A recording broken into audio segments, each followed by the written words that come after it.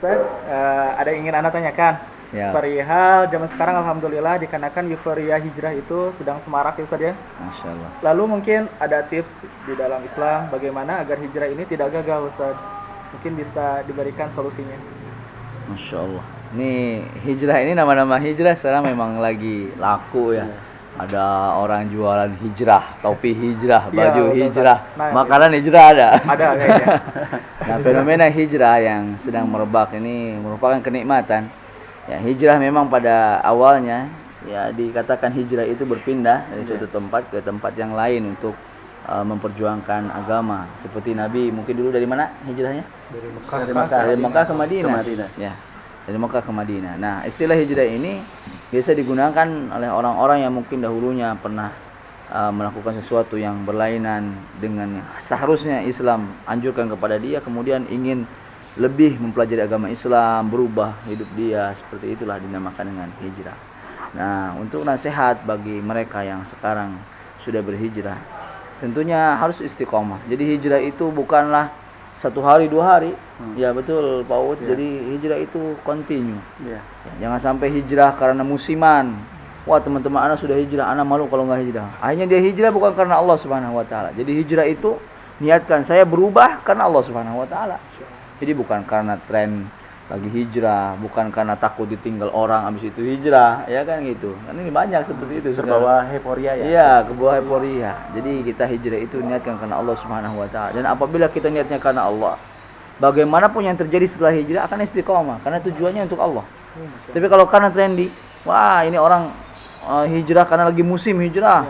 Ya, banyak yang begini-begini, akhirnya dia ikut, setelah itu selesai hilang. Nah, musimnya sudah habis. Ya. Gitu. Jadi ya itulah hijrah itu niatkan karena Allah Subhanahu wa taala. Seperti itu. Nah, Ustaz, kalau kita pingin istiqomah nih, kayak anak tuh baru hijrah nih. Tentunya karena kesibukan ya, mungkin sehari-hari ngurus perusahaan atau segala macam. Gimana Ustaz supaya istiqomahnya ini tetap berjalan? Jadi bagaimana untuk teman-teman yang sudah berhijrah, kemudian kan tentu saja hijrah itu butuh ilmu. Harus senantiasa diimprovisasi ilmunya, harus dikembangkan, diupdate terus ya bagaimana. Nah, sedangkan pekerjaan kita numpuk. Kita mau pergi kajian, pulang sore sudah capek badan, kemudian besok harus menyiapkan lagi dagangan kita, harus menyiapkan berkas, laporan segala macam. Yang pertama adalah tentunya la yukallifullahu nafsan illa wus'aha. Allah tidak membebani seseorang dengan di luar kemampuannya. Bagi teman-teman yang sibuk di perusahaan, perdagangan dan sebagainya, yang tidak mampu untuk duduk hadir di kajian, jadwalkan. Sebulan sekali saya harus hadir kajian atau seminggu sekali. Pokoknya dia mau tidak mau harus hadir minimal sekali dalam sebulan atau sekali dalam seminggu. Nah, untuk menanggulangi bagaimana dia ingin punya ilmu tapi sibuk, bisa mendengarkan dari media. Sekarang ini subhanallah kalau kita lihat ya, orang itu semua sudah pada punya handphone. Kita klik misalnya di Sukabumi, ada Sukabumi Mengaji. Di sana ada video-video ustadz-ustadz membahas tentang ilmu, ceramah-ceramah singkat. Nah, kita bisa menggunakan media ini. Kita lagi santai, ya kita bisa melihat video. Kalau tidak bisa video, nggak ada kuota, download. Kita cari ceramah tentang ini, cari ustadz-ustadz yang terpercaya. Nah, maka di sini juga mungkin bagaimana sih kita tips mencari ustadz? Kita bingung nih. Kalau kita sekarang lihat di Facebook, YouTube, mana-mana banyak sekali ceramah. Betul tidak? Nah, ini mungkin bisa tips untuk teman-teman yang sibuk tapi dia ingin menuntut ilmu juga. Bagaimana cara memilah kajian-kajian yang ada di internet. Tentunya memilih guru adalah hal yang terpenting. Ya, jadi jangan kita ambil Ibnu Jamaah dalam kitab Tadhkiratus Sami wa Adabil Mutakallim menerangkan kalau kita ngambil ilmu jangan cuma terkenal saja. Wah, usaha ini viral, kita ambil. Usaha ini banyak di YouTube, usaha ini banyak. Kita lihat akidahnya. Kemudian kita lihat lagi kemampuan ilmunya. Jadi bukan sekedar ketawa-ketawa saja, bukan sekedar melucu saja. Kita lihat kredibilitas ilmunya. Carilah ustadz-ustadz yang bisa membimbing kita. Yang tidak ada kata-kata mencela, tidak ada kata-kata misalnya menghina, menyudutkan kelompok ini dan itu. Kita pilih. Kemudian tentu saja yang kita dengarkan dari media, ini harus ada bimbingan dari ustadz. Kita misalnya mendengar sambil santai, kita mendengarkan MP3 atau YouTube. Kalau ada hal-hal yang tidak dipahami, dicatat. Ketika berjumpa dengan ustadz, tanyakan, Ustadz afwan, saya mendengar ini begini, apakah ini benar? Harus ada bimbingan. Jadi jangan sampai ya kita ini ambil semua kita tidak paham apa. Gitu. itu. Jadi yang sibuk-sibuk bisa mendengarkan lewat media, baik dari YouTube, bisa dari MP3 dan sebagainya. Kemudian setelah itu, apabila ada yang sesuatu yang tidak paham, maka tanyakanlah kepada ahli ilmunya. Seperti itu.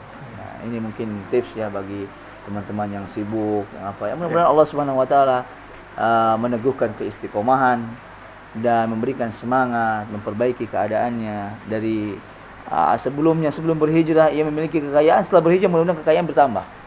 Ya. Sebelum hijrah dia belum punya istri, setelah hijrah mudah-mudahan dia cepat punya istri. Jadi keberkahannya di situ. Ya. Kemudian yang ini Ustaz, kan banyak juga yang hijrah gitu ya, dari pekerjaan yang haram, mereka kesulitan gitu. Maksudnya ingin meninggalkan yang ini, cuman hatinya berat itu. Betul. Dan bahkan ketika mereka sudah meninggalkan pekerjaan tersebut, mereka kayak gimana gitu? Ya, masih terpikir. Ya, masih terpikir, masih terbawa beban. Betul. Bagaimana? Ini teman-teman yang bekerja misalnya di bank-bank yang ribawi atau di perusahaan-perusahaan yang di sana banyak kemaksiatan. Akhirnya dia berkeinginan karena tidak ada kenyamanan, tidak ada keberkahan. Akhirnya ia berhijrah. Hijrah dalam artian berubah profesi menjadi yang lebih baik, yang lebih halal, yang lebih jelas perkaranya. Kemudian terkadang setan ini membisikkan kepada kita tentang masa lalu. Misalnya ada orang gajinya 10 juta sebulan. Setelah berhijrah, dia hanya bisa menghasilkan sebulan 1.500.000 atau 1 juta atau bahkan 500. Yang tadinya hidupnya Masya Allah, tabarakallah, mewah, akhirnya harus turun gunung. Ya, bagaimana? Jadi seperti Nabi SAW pernah bersabda, ya, man taraka syai'an lillah awadahullahu bi khairin minha. Barang siapa yang meninggalkan sesuatu karena Allah. Jadi ketika hijrah, niatkan bahwa ini karena Allah. Bahwa Allah, dan dia yakin Allah akan mengganti dengan yang lebih baik. Dan lebih baik di sini bukan berarti harus sama nilainya, bukan berarti harus lebih nilainya, tetapi apa? Keberkahan. Ada orang dahulu 10 juta penghasilan dia mungkin dari pekerjaan yang kurang halal. Kemudian setelah itu 10 juta ini seminggu habis 5 juta. Yang 5 juta lagi bertahan 3 minggu, beli ini beli itu, sakit ini sakit itu. Tapi setelah berhijrah penghasilan 1 juta sebulan. Tapi subhanallah 500.000 tidak habis-habis. Mau beli beras barokah. Berarti ya, tolak ukurnya bukan betul. harta saja. Jadi ketika antum setelah berhijrah melihat nominal tidak akan sama. Nah, disitulah perlunya keimanan. Jadi ketika melihat misalnya nominal akan sangat berbeda. Apalagi misalnya antum hijrah dari posisi direktur, manajer yang harganya subhanallah besar, kemudian antum turun ya usaha kecil-kecilan yang penghasilannya bisa laku bisa tidak. Maka jangan dilihat dari nominal, tapi keberkahan. Bisa jadi antum setelah hijrah, walaupun penghasilan antum sedikit, sholat antum terjaga, keluarga antum tidak ada yang sakit, Ya, betul saja. anak antum menjadi anak-anak yang soleh dan solehah. Ini adalah keberkahan. Jadi ketika syaitan membisikkan kepada kita, gara-gara hijrah kamu gulung tikar, balik lagi aja. Makanya dulu tuh jangan putusin begini-begini. Akhirnya setan ini membisikkan kepada kita, Kembali lagi. ya untuk kembali lagi. Banyak sekali orang-orang yang hijrah, dari artis, dari orang-orang pengusaha apa, akhirnya kembali lagi ke dunia gelap, karena tidak mampu untuk bertahan. Karena dia tidak pernah melihat bagaimana Allah Subhanahu wa taala memberikan hikmah di balik hijrahnya. Dia hanya melihat perbedaan kehidupan. Jangan kita bandingkan. Ya, perbedaan. Dahulu para sahabat radhiyallahu alaihim ketika meninggalkan kota Mekah menuju Madinah, apa yang mereka bawa? Yang aja tertempel saja di badan dan bekal yang secukupnya. Kemudian ketika sampai di Madinah, kekayaan mereka ditinggalkan di Mekah. Apakah setelah itu mereka berputus asa kembali lagi ke Mekah? Tidak, mereka bersabar.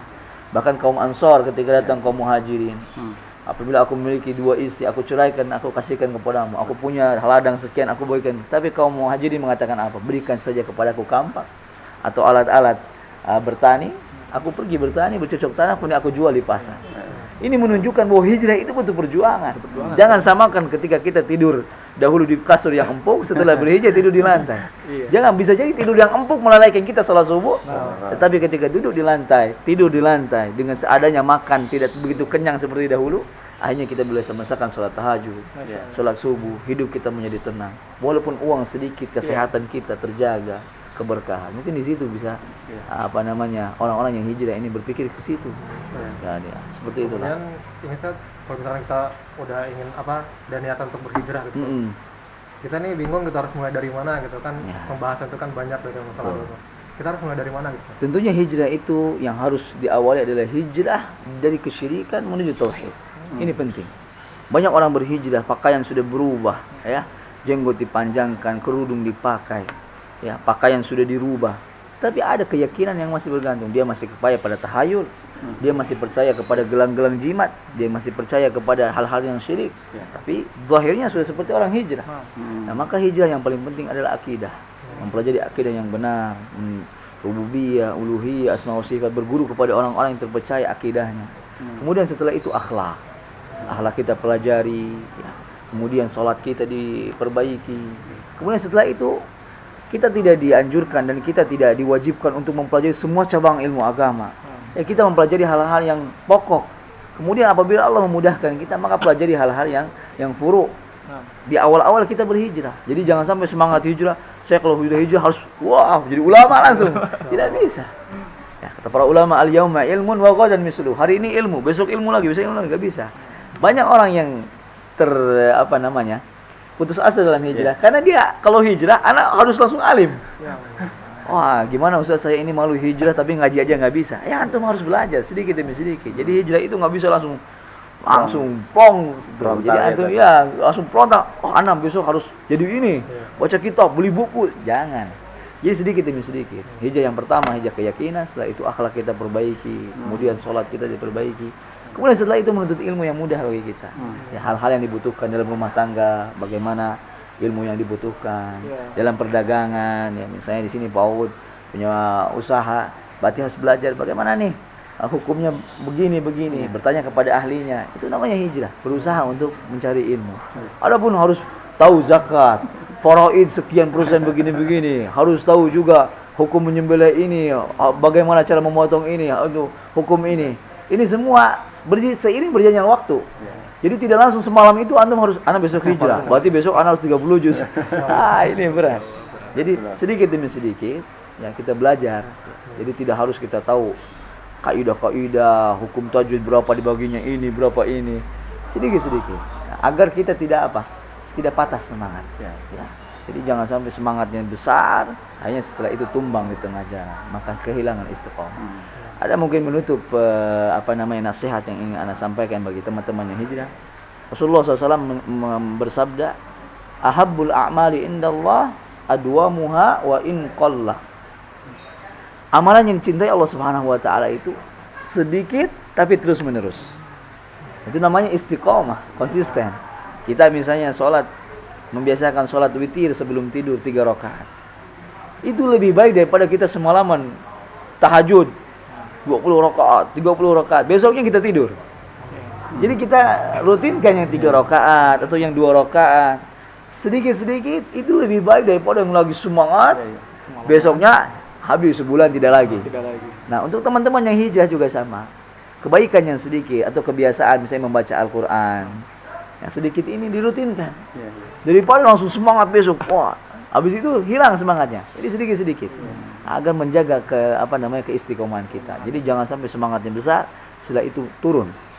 Kalau mau mengaji, mulai dari awal-awal. Jangan cari kitab-kitab yang berat levelnya. Cari dari yang kecil agar tidak kaget. Nah, banyak teman-teman yang kembali lagi karena dia kalau sudah hijrah, harus baca kitab-kitab ulama begini-begini. Dia belum paham apa-apa sudah baca misalnya usul fikih. Ini apa ilmu ini? Bingung. Dia baru masuk sudah belajar kitab-kitab ulama yang membahas khilaf. Wah, ini sangat sulit. Jadi sedikit tetapi konsisten. Itu lebih dicintai Allah Subhanahu wa taala daripada besar setelah itu ditinggalkan. Ya, mudah-mudahan bermanfaat nasihat yang disampaikan.